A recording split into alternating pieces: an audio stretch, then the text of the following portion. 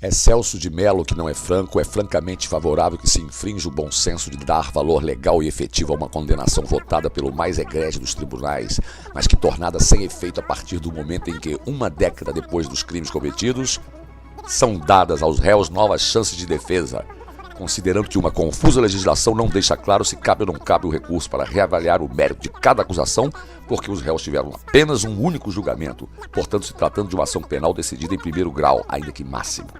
Sim, porque alguns condenados tiveram 4 votos contra a condenação. O Supremo rasgou preceitos universais romanos ao ouvir a voz das ruas ou da internet e chancelou o projeto de ficha limpa.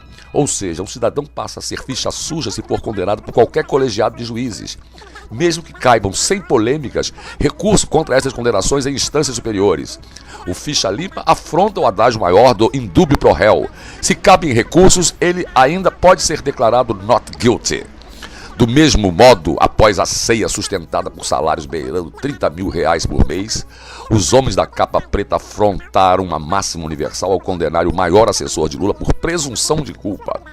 O Supremo rasgou o brocardo jurídico romano universal que diz: o que não está nos autos não está no mundo do direito. Recorreram a exemplos pragmáticos dos alemães para condenar por um novo instituto apelidado de domínio do fato. Não existe nenhuma prova digital, nenhuma assinatura, nada imputando a José Dirceu o seu envolvimento direto no esquema de molhar a mão de deputados de partidos aliados na base governista, no parlamento de Brasília.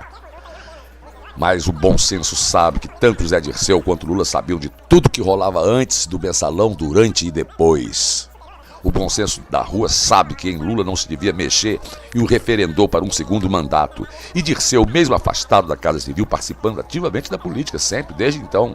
No Espírito Santo, por exemplo, Dirceu manobrou para que Ricardo Ferraz, que era o franco favorito para assumir o Palácio da Anchieta, desistisse na última volta do ponteiro e se elegesse senador, dando a candidatura ao governo ao aliado dos petistas, o PCBista Renato Casagrande.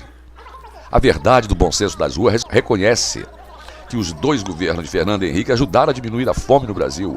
Os 2 governos de Lula e Dirceu e Lula e Dilma ajudaram ainda mais neste mesmo esforço de reduzir disparidades estomacais desta nação. Por isso, acima das corrupções pontuais, pequenas corrupções como é do mensalão, Fernando Henrique, Lula e Zé Dirceu ainda vão virar estátuas de rua, como temos tantas hoje homenageando Getúlio Vargas, que fez avanços sociais, mas era uma ditadura e torturava. O Supremo, no tempo de Getúlio Vargas, mandou Olga para ser queimada ou gaseificada nos fóruns criminosos dos nazistas. Hoje, embora Dirceu ainda vá ser nome de avenida, o Brasil precisa vê-lo preso.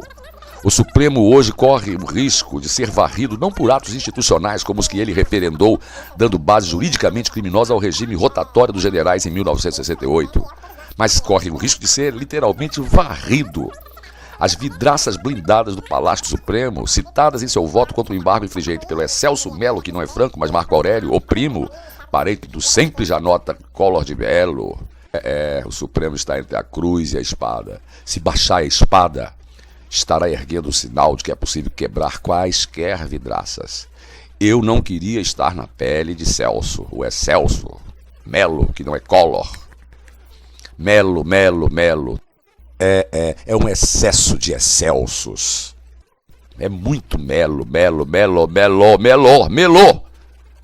porra.